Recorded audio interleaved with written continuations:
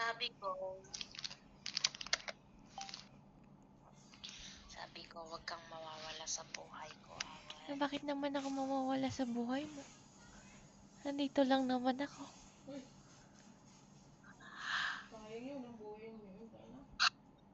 Baka ipagpalit mo ako. Hindi, bakit naman kita pagpapalit eh?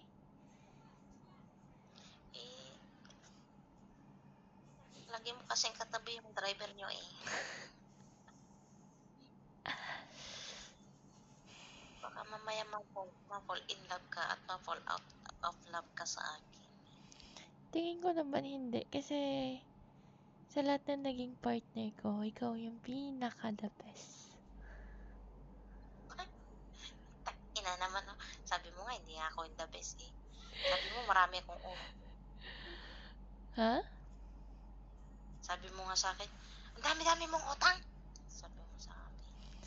Although Yung mga madami naging kang partner. utang, pero ikaw yung nagparamdam sa akin ng tunay na pagmamahal. Marami akong utang pero ikaw gago.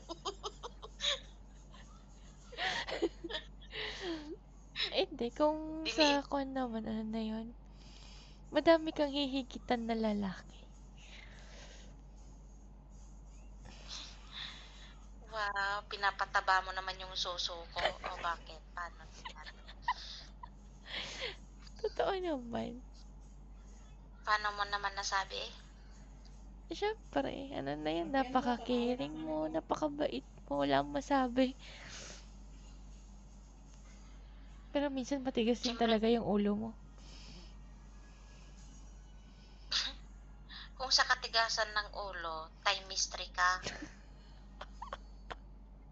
Ikaw yun, number 1. Wala pa ako sa kalingkingan mo, oy. Magtigil-tigil ka. Yung mga gusto kong gawin dati, ngayon nagagawa ko na paunti-unti. Kasama ka. Kagaya na. Kaya ng pag-iipon, ganon. Pagpaplano.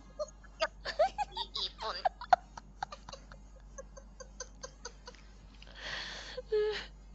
Pagpaplano, pagkakaroon ng bahay, o, diba? Unti-unti, natutupad yung mga yun. Kaya ikaw dapat ang hindi mawala. Kasi pag ikaw ang nawala, basag yung mga plano na yun. Hanggang plano na nga lang tayo eh. Buti na nga lang, hindi nila nanay yung bahay nila eh. Naawa na lang sila. Diba? Mas madami tayo. Sa kanilang dalawa lang eh. Diba?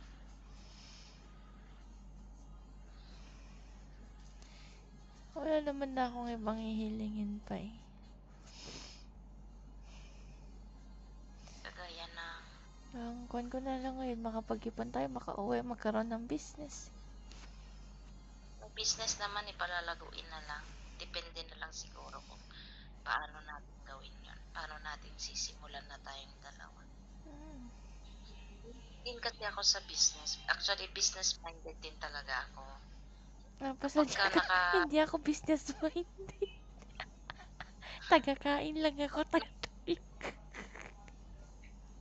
Pag na-focus na ako, pag-aralan ko na yung business, madali lang akong maka-cope up. Pero kung sa business talaga ako mahilig, sa totoo lang. Inshallah, matupad natin yung pangarap natin na dalawa tayo. Maganda na nga yung flow ng, kung tutuusin na, kung i-compare ko before, maganda na nga yung flow ng lives natin ngayon. Kumbaga, ano mo yun? Kumbaga is, para sa akin, kung i-compare ko yung nakaraan ko is mas normal yung life ko ngayon compare noon. Pero, syempre, meron yung isang bagay na hindi ko lang talaga, ano mo yun, matanggap yung nangyari sa akin. Although, nakalimut na yung parang wala na sa isip ko yung ano, yung nangyari kaso